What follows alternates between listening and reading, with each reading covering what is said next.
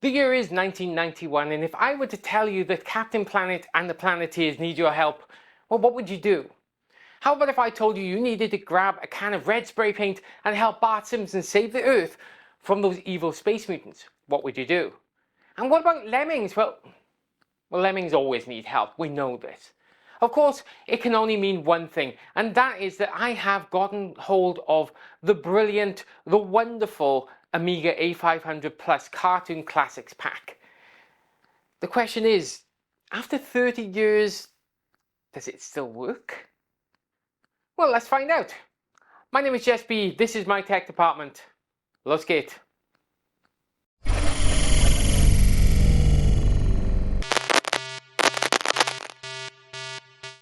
Launched in November 1991, the Amiga A500 Plus was little more than a light refresh of the original Amiga A500.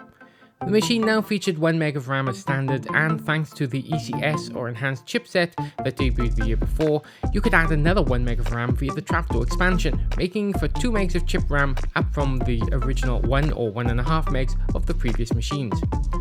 The ECS also offered a few extra high-res display modes, and users could now switch between NTSC and PAL modes in software.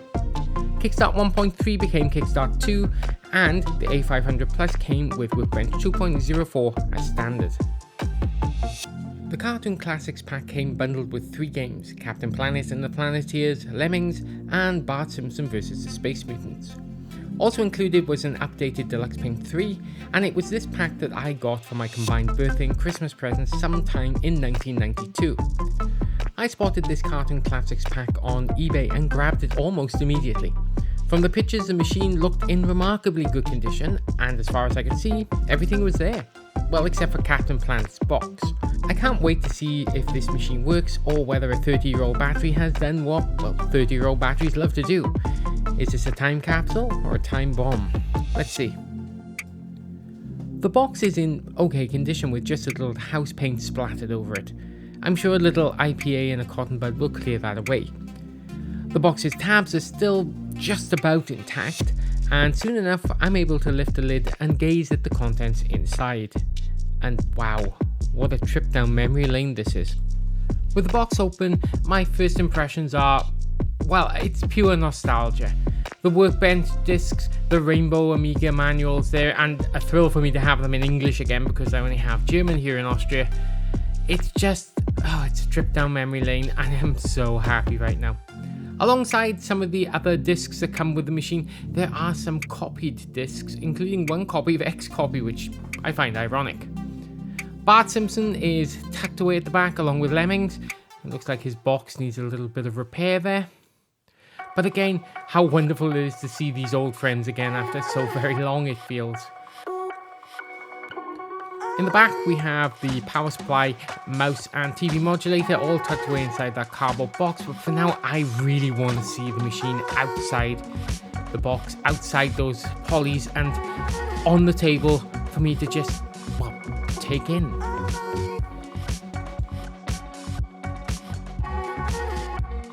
Before I do that though, let's check out the accessories and see that everything is there as expected. And sure enough, there's the big old brick power supply, the lighter version I might add. It feels very light compared to the older Amiga A500 packs.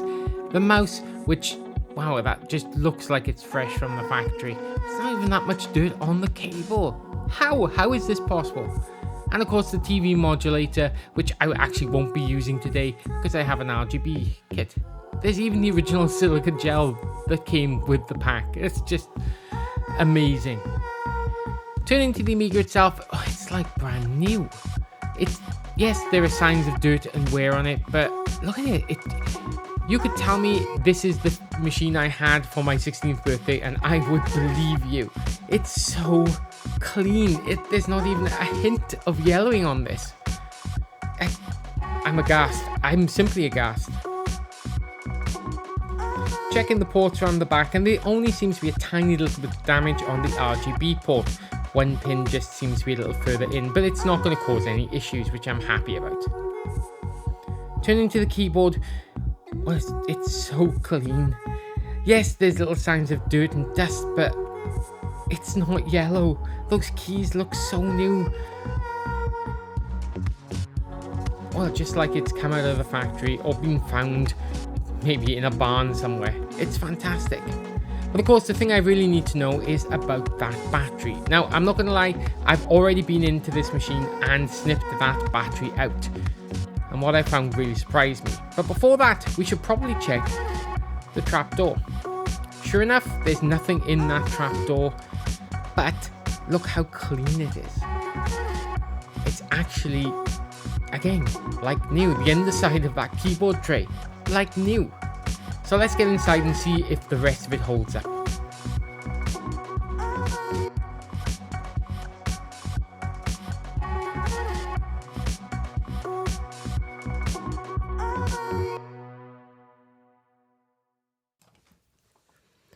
With the 6 screws undone, it's just a matter of lifting the case off gently and then probably getting a little shim to undo that one clip on the side.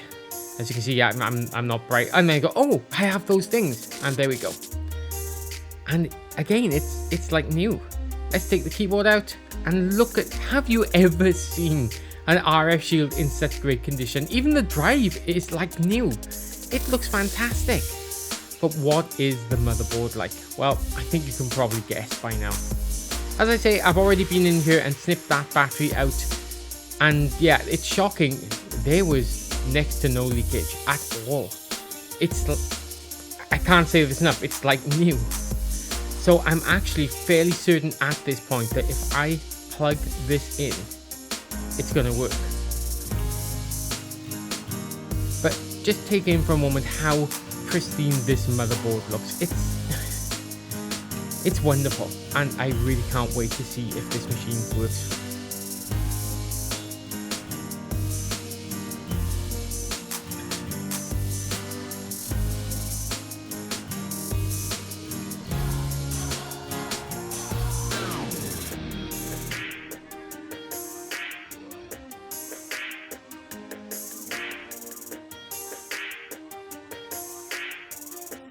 Time to get everything reassembled. Let's get that RF shield back on. Now, I could leave it off, but I really don't want to because it's in such good condition.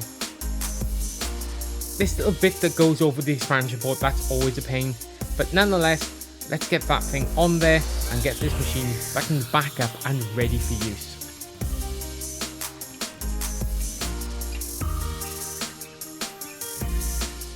Of course, while the motherboard was clean, the keyboard is full of dust bunnies, so it's out with a brush and giving it a good sweep to get all the hidden dust and detritus out of those keys without actually taking the keyboard apart. Again, I expect this to work perfectly because it looks so new. It's not too long before the work is done, and then I'm able to put the machine, or at least the keyboard, back in the machine and then put the cover back on.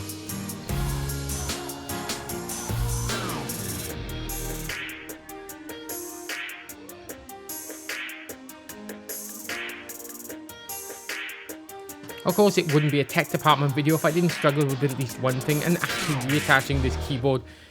Well, I keep missing one pin out. It's so annoying. However, I persevere, and yeah, we managed to get the keyboard back together.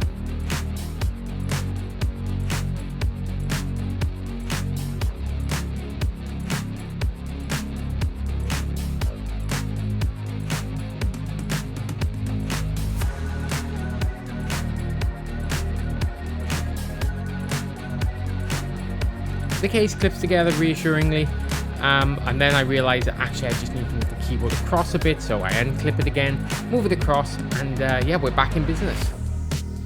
All that's left to do now is actually give the case an external wipe down. Now for this, I could use, well, I don't need to use anything. It's something as simple as a wet wipe is going to do the job perfectly, and as you can see, it immediately starts getting that little bit of surface dirt off. And the machine, once again, and I can't emphasize this enough, it's like new.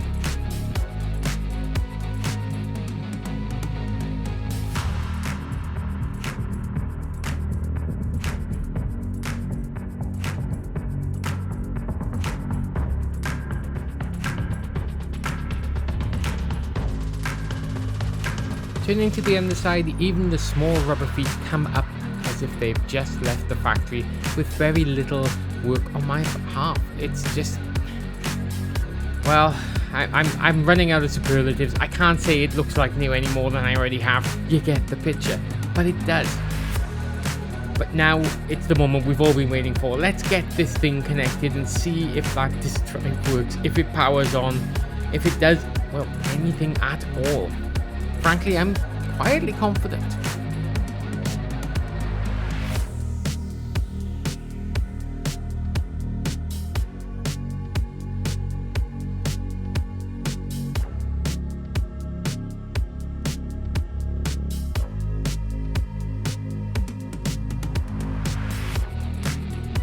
It's the moment of truth. Let's flick on the power supply and see what happens. And it's a success. The power light lights up and I'm so happy right now. Let's take a look at it on the screen. Do we get our kickstart screen? Yeah, for sure we do. I think you know we do. Look at that. Oh, I am so happy right now. Even though the plasma TV is the wrong TV to put this on, I still couldn't be more pleased with this picture. Now though, we better play some games. To kick things off, there's only one game I really want to play. And yeah, that's right, it's Lemmings. As you can see, the game loads in with absolutely zero issue. And soon enough, well, you know I've got to let the music play, right?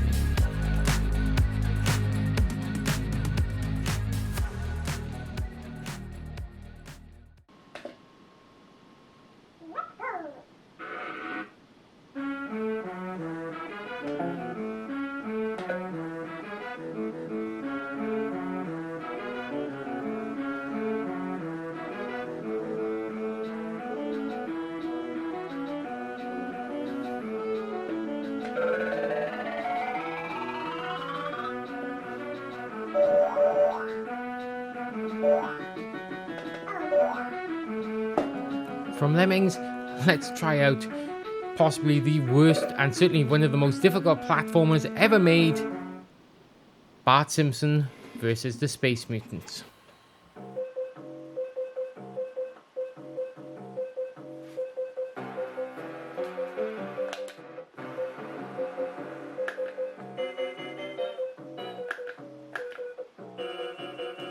Interestingly enough with this game, the disc A didn't actually work, so I didn't get the whole animated intro, but disc B fortunately contains the whole game, so you can just put that into the drive and load up. Although 3 minutes into playing it, I wondered why I bother. There we go, look, I've already been hit by one of the aliens. But yeah, Bart Simpson versus the Space Mutants. Yay.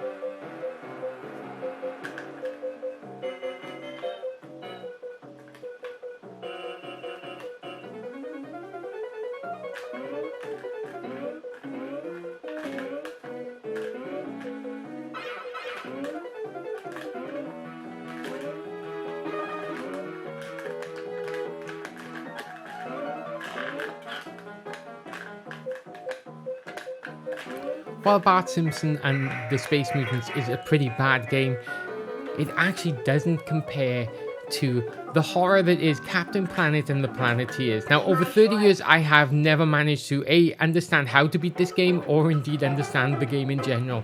It's terrible. Let's take a look.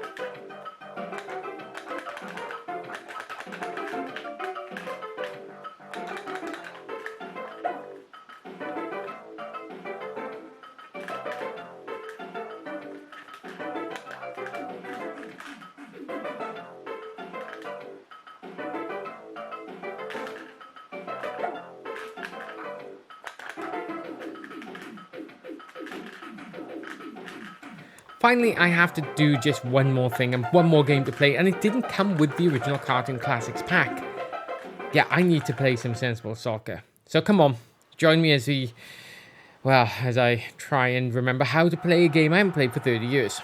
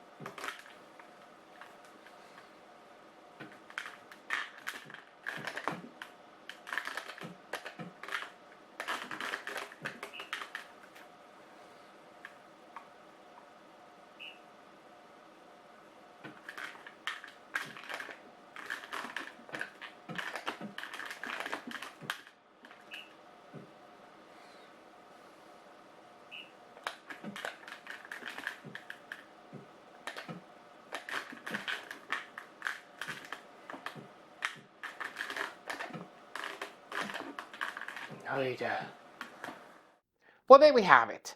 Now, to say I'm over the moon with this machine would be an understatement. I'm actually struggling to find words to describe how happy I am to have not just an Amiga A500 Plus back, but the whole Cartoon Classics pack. This was the machine I had as a 16-year-old. It was a gift from my parents, specifically my father, and to have another machine back, it just means the world to me. In the condition it's in, well, I mean, that's just unbelievable.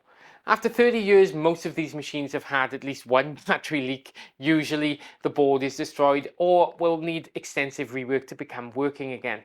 The fact that this machine seems barely used, if I'm honest, it's almost like new, and all I needed to do, get a simple wet wipe down the bits of surface dirt, and yeah, it's as good as new. What are my plans for it? Well, I'm going to leave it as is, actually. There'll be no weird modifications and costly upgrades, with the exception perhaps of just one 1 meg chip RAM upgrade. And that's simply because that was the spec I had on my own A500 Plus. I have to give a special shout out to the Heart of Kent Hospice Care. Now, they are a charity that I bought the A500 Plus from, but I didn't realize that at the time. You see, all I saw was an eBay advert for the Cartoon Classics pack, and I snapped it up. Turns out that the hospice has its own eBay store, and 100% of the profits made on the store go directly to the hospice care. And I advise everyone, if you're looking for anything, who knows, maybe even another A500, go check out their eBay store. I'll put a link in the description below, and know that you're helping a great charity. All that's left to say now is down below are our socials, as usual. You'll see them somewhere there. And yeah, I really appreciate you watching. I hope you enjoyed this video, and we'll be back for more Summerfest fun later in the week. In the meantime, all that's left to say is thanks for watching, and when it comes to old machines, remember to reuse, rediscover, and yeah, reconnect. Cheers!